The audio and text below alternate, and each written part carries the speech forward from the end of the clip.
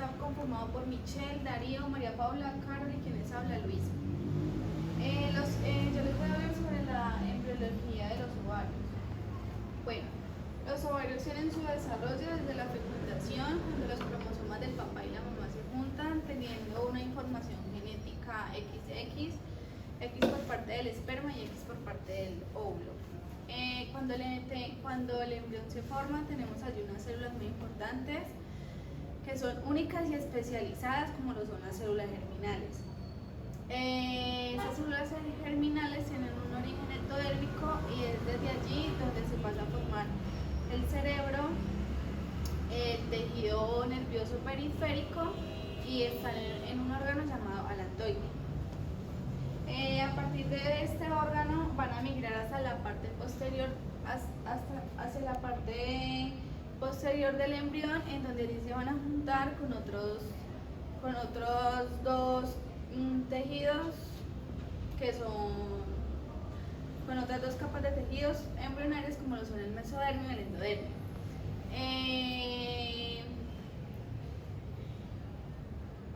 De estas estructuras, que son las crestas gonadales y los cordones primarios sexuales, es allí en donde estas células germinales pues se van a sentar.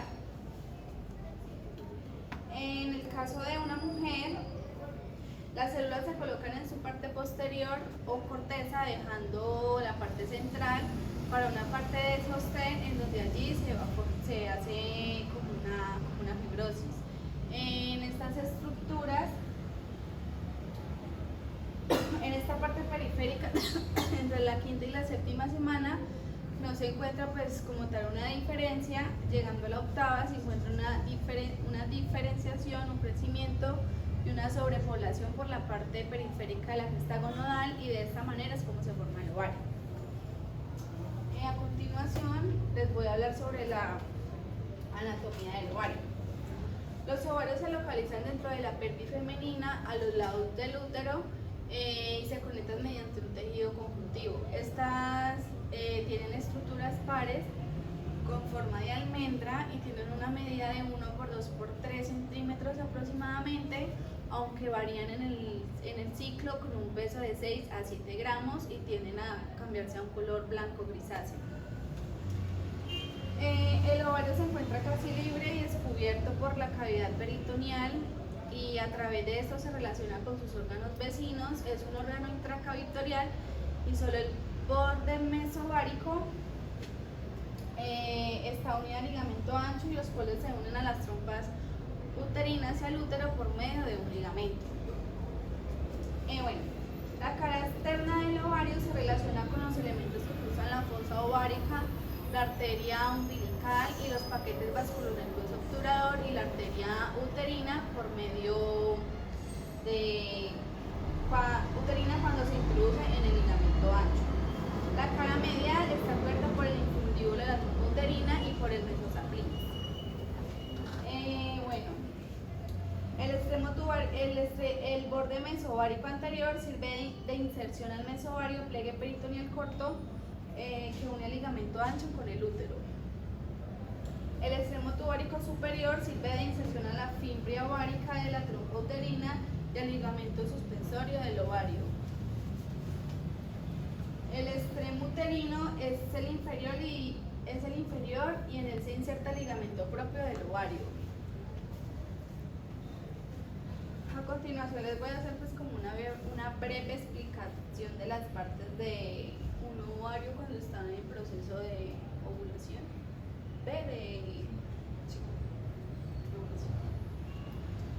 Bueno, el mesovario es la porción del ligamento ancho que suspende los ovarios.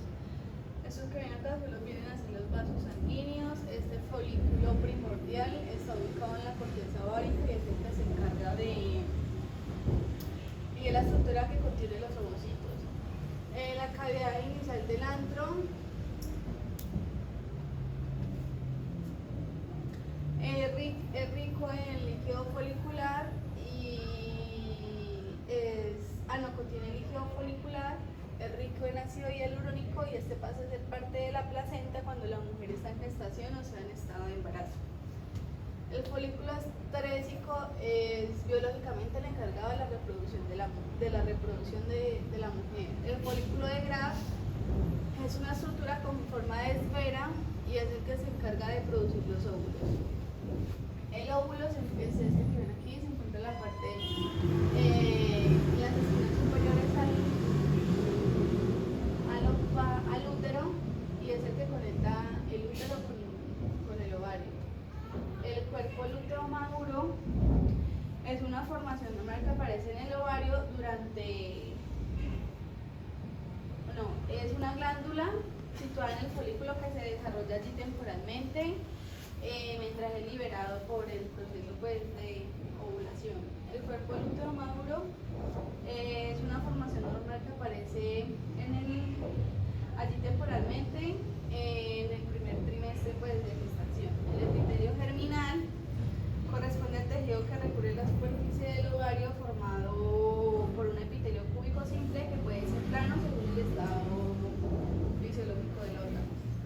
El cuerpo albicaz, también conocido como cuerpo blanco, es el que hace referencia a la cicatriz que se forma cuando se genera el cuerpo lúteo. Y es allí pues cuando vemos el proceso de ovulación. Bueno, yo voy a explicarles la fisiología de los ovarios, es decir, el funcionamiento. Voy a iniciar por decirles que sin los ovarios no había reproducción, es decir, que no habría especie. Los ovarios no solo son importantes por su función de ser una fuente de óvulos, sino también porque son una glándula y como glándula segregan hormonas tales como la progesterona y los estrógenos que son esenciales para la vida. Las mujeres somos fisiológicamente mujeres gracias a estas hormonas. Cuando se ve el carecimiento de estas hormonas es que empezamos a hablar de que el perfil de nosotros como mujeres empieza a masculinizar. Bueno, el ovario es un órgano que no funciona solito, es decir, él necesita de otros para funcionar. ¿Y de quién necesita? En este caso necesita de la hipófisis, que ya sabemos que la hipófisis se encuentra en el interior de nuestros cerebros, por allá debajo del hipotálamo. Bueno, ¿pero por qué? La hipófisis genera las hormonas luteinizante y folículo estimulante. Estas son las que promueven pues la ovulación y estimulan al ovario para que el ovario segregue la progesterona y los estrógenos. Bueno, voy a explicarles las dos funciones principales de los ovarios divididas en dos. Primero voy a explicarles la formación de ovocitos, que es la capacidad reproductiva, y después voy a explicarles cómo se da la reproducción de las hormonas femeninas. Bueno, la ovulación es una parte del ciclo menstrual en el que el ovario libera un óvulo maduro. Listo.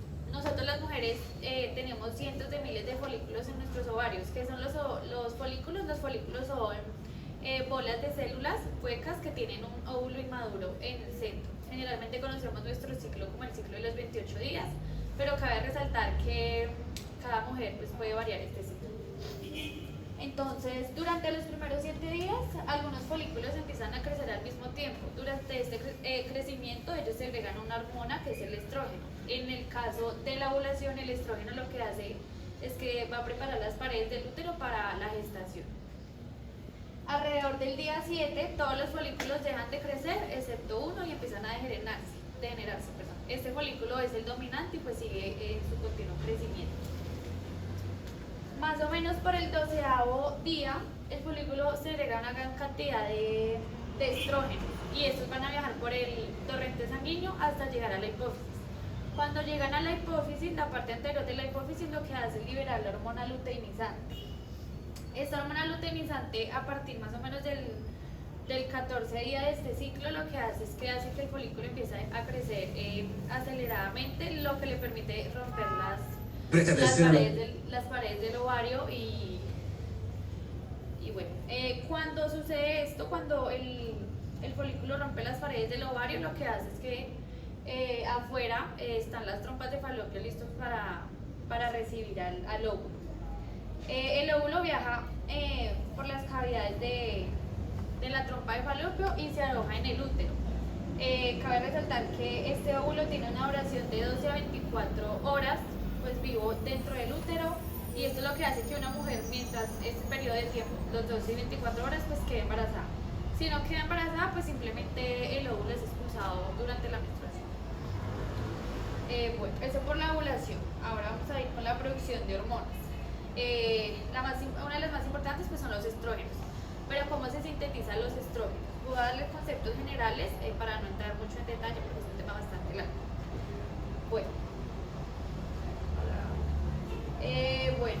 Primero empezamos con un colesterol sanguíneo que mediante reacciones químicas se convierte en progesterona y en andrógenos.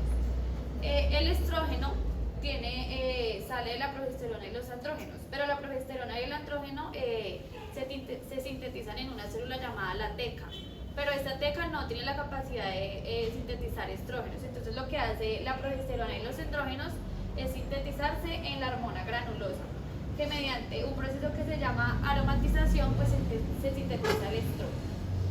Hay 3 tipos de estrógenos: el estradiol, la estrona y el estriol. El estrógeno básicamente es el responsable de los cambios celulares y físicos del cuerpo de la mujer, además que mejora el aspecto de la piel, refuerza el funcionamiento del sistema cardiovascular, del sistema óseo, del funcionamiento de nuestro sistema urinario y del deseo sexual.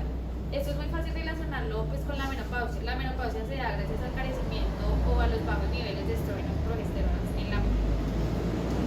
Y la progesterona, también conocida como hormona del embarazo, pues esta es la que se encarga de preparar básicamente al cuerpo para la gestación. Además, mantiene el tejido uterino en perfectas condiciones y nos ayuda a regular nuestro ciclo menstrual. A continuación vamos a mostrarles un video para que entremos un poquito más en contexto de lo que es la ovulación. Lo siguiente, un ginecólogo belga logró fotografiar por primera vez y de manera fortuita el momento exacto de la ovulación de una mujer, proceso que por cierto constituye la base de la reproducción humana. Mire con mucho cuidado estas imágenes, inéditas en el mundo científico, revelan paso a paso la ovulación femenina. El doctor belga Jacques Donés estaba a punto de llevar a cabo una histerectomía a una mujer de 45 años. Al momento de examinar uno de sus ovarios, su cámara fotográfica captó por casualidad el proceso de ovulación de la paciente. Las imágenes constituyen el primer registro nítido y en tiempo real de un proceso básico para la reproducción humana. Representa como un hecho fortuito maravilloso que alguien pueda haber presenciado una ovulación mientras ocurre, que haya podido observar el tiempo que transcurre, los diferentes procesos desde el comienzo de la ruptura del folículo, que es el quistecito que contiene al huevito dentro, hasta la total extrusión del huevito. En la fotografía se aprecia claramente el ovario. La protuberancia rojiza del centro es el folículo, desde donde emerge una especie de huevecillo amarillo que contiene al óvulo en su núcleo. Es el debut en cámara de una de las semillas de la vida. Esto se le puede mostrar a alumnos de medicina, biólogos, etcétera, para que ellos visualicen directamente cómo se ovula. Las imágenes fueron publicadas de inmediato en varios portales científicos como un hallazgo sin precedentes, pues hasta la fecha las únicas imágenes nítidas del proceso pertenecían a animales.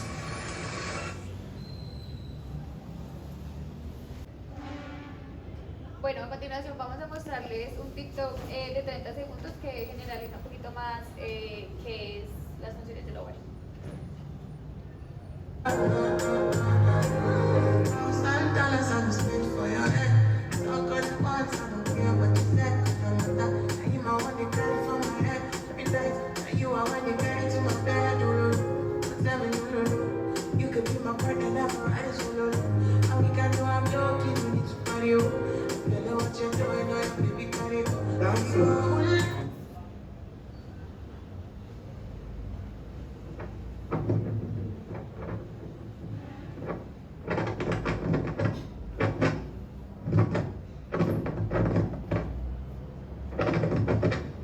Bueno, ahora les voy a hablar acerca de la embriología del testículo.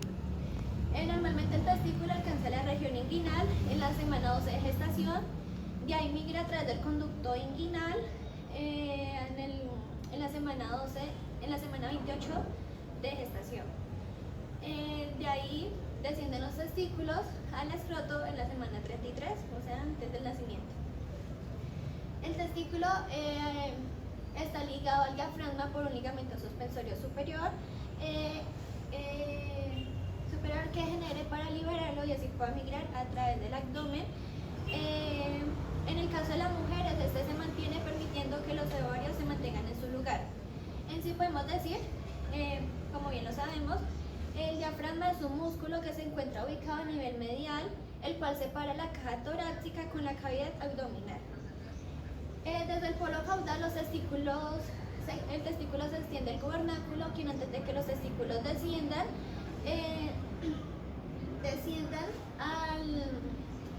entre los músculos abdominales oblicuos internos y externos de las vías de diferenciación.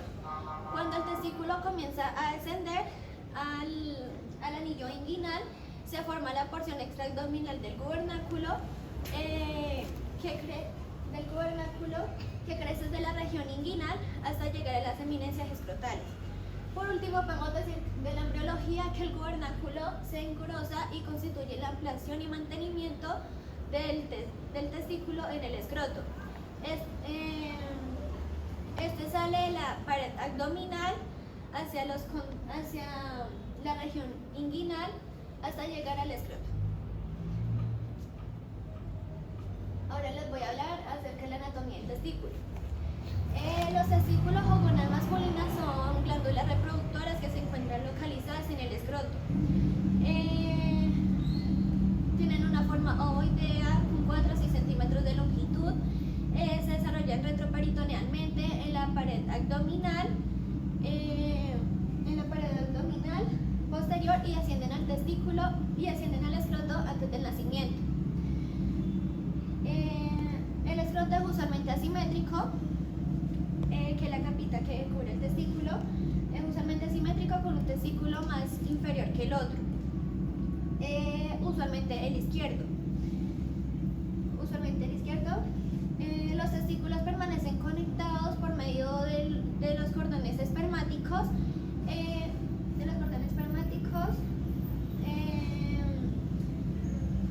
y adheridos al abdomen por medio del ligamento escrotal. Los testículos poseen dos caras, la cara medial y lateral, separadas por las márgenes anterior y posterior. También podemos decir que el testículo tiene posee dos extremidades, que es la extremidad superior y la extremidad inferior. Podemos decir que la extremidad superior se encuentra relacionada cerca del epidídimo, que es este puntecito de aquí, y la extremidad inferior se encuentra fija al escroto por medio del ligamento escrotal.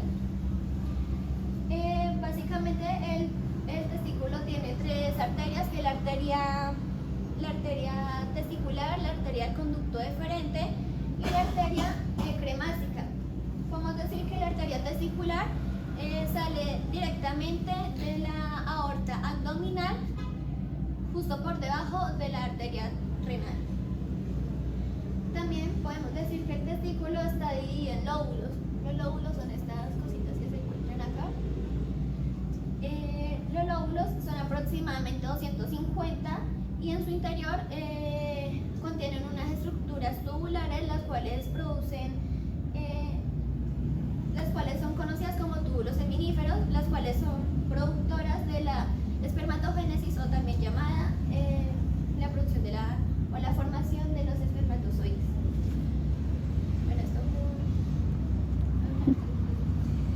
Y por último les voy a dar unos tips para que los tengamos en cuenta.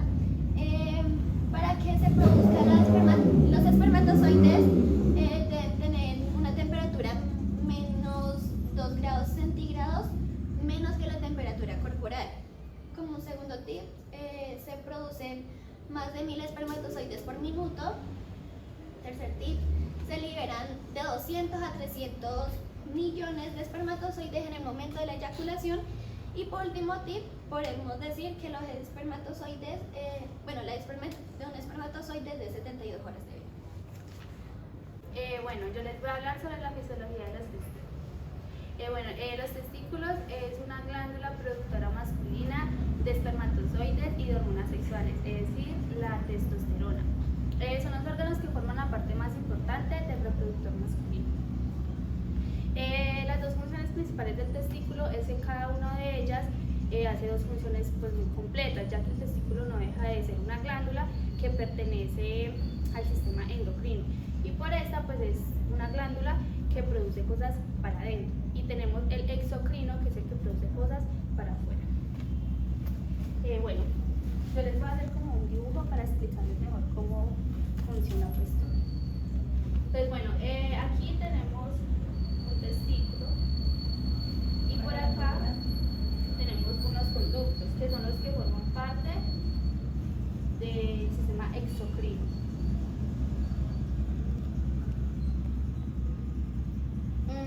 Que acabarían en otro conducto eferente que está por acá. Al ya ser un conducto, ustedes suponen que es para producir algo, o sea, para producir cosas que salen del cuerpo. ¿Qué produce esta zona? Produce espermatozoides.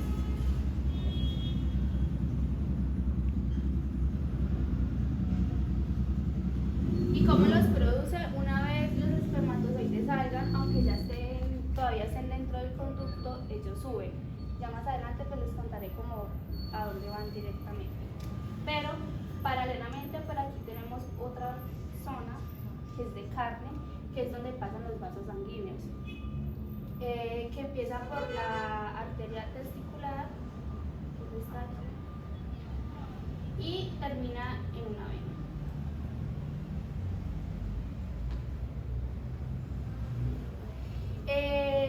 ¿Qué recoge esta carne de aquí?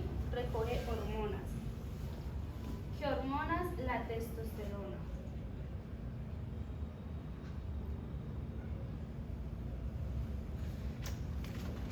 Bueno, entonces para que quede más claro, les voy a hacer otro ejemplo. Entonces, aquí tenemos otro testículo y tenemos un grifo.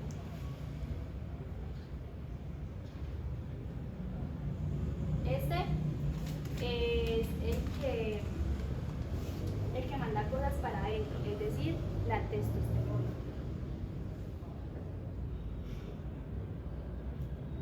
Y tenemos el otro, que es el que envía cosas para afuera, o sea, los espermatozoides.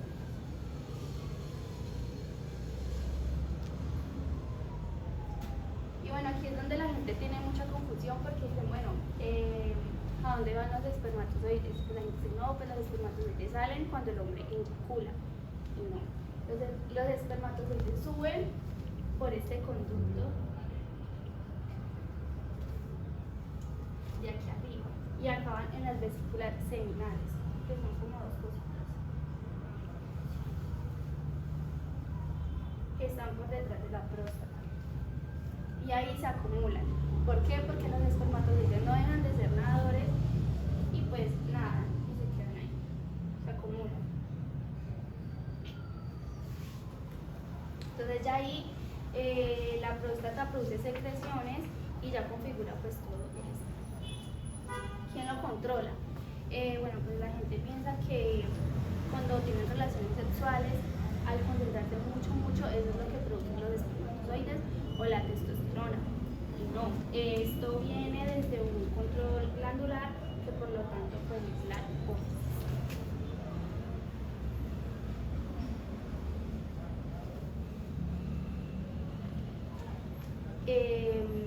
Y desde encima de la hipófisis, en la zona adentro del parénquima cerebral, que es el hipotálamo.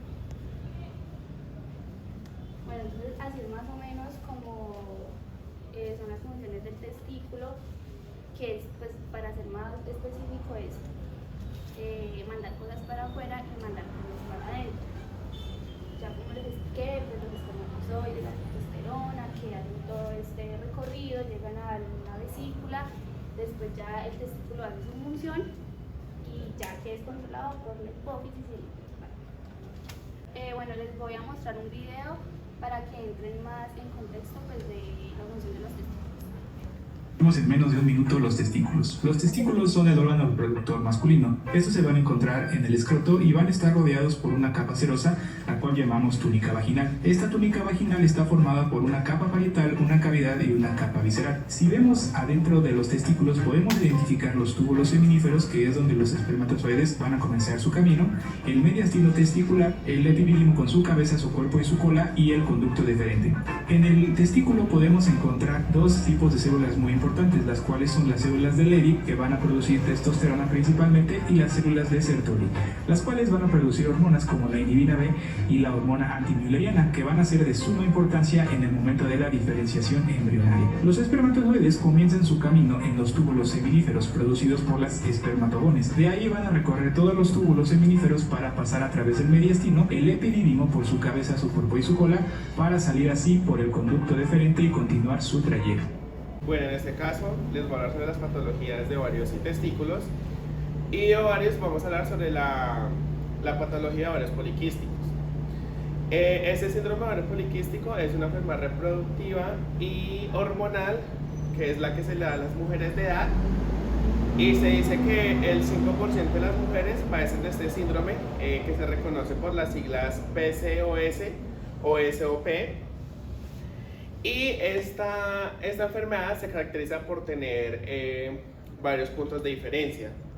Uno de estos es falta de ovulación o un periodo extenso, niveles elevados de andrógenos, que como bien sabemos andrógenos son hormonas masculinas, y una cantidad de bolsitas pequeñas llenas de líquido en los ovarios, que bien sabemos es el quiste ovárico.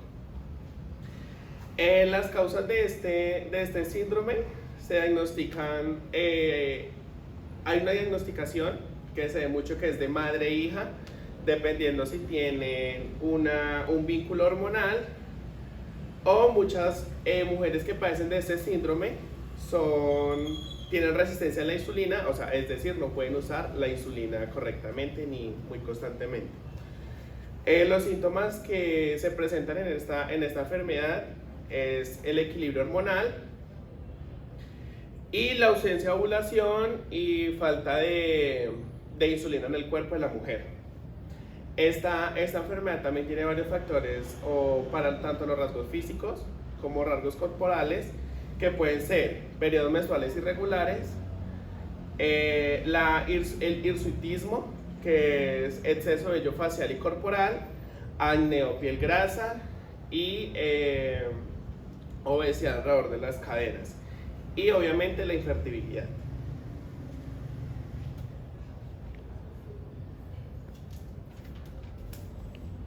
Ahora les voy a hablar sobre la patología de testículos, que en este caso es la próstata. La próstata es una glándula sensorial del aparato reproductor masculino con un tamaño de 9,50 alrededor de la uretra. Alrededor de la unión prostática de la uretra. Su función de la próstata es producir fluido prostático junto a la combinación con fluido seminal, que en este caso son los espermatozoides, que vienen siendo el testículo, y entre paréntesis es el semen del hombre. La próstata está atravesada por un conducto que lleva la esperma a los testículos, es decir, la uretra prostática, que es la que transporta la orina en la vejiga urinaria. Esta patología de los testículos se encuentra con una estructura de 4 lobulillos. El primer lobulillo es el lobulillo inferior-posterior, que se encuentra inferior a la uretra y posterior al conducto eyaculador. El lobulillo inferolateral, que está posicionado lateralmente a la uretra. El lobulillo supermedial, que está por debajo del lobulillo inferior-posterior y alrededor del conducto eyaculador. Y por último, el lobulillo anterior-medial, que se encuentra inferior al lobulillo inferolateral y lateral a la porción proximal de la uretra prostática. Como bien sabemos, estas patologías, en el caso de los hombres, que es una enfermedad que le padecen los hombres ya de edad, es una enfermedad que tiene que ser tratada a muy corto plazo, porque si no tiene un tratamiento rápido y eficaz, se puede diagnosticar cáncer de próstata. Es decir, los hombres que vemos que tienen edad de 40 a 50 años, que son los que padecen esta enfermedad, en su tiempo de tener relaciones sexuales no van a proyectar ni van a expulsar el flujo seminal de los hombres, que es o la testosterona o el semen, sino que viene siendo el fluido prostático, que viene con la combinación del semen.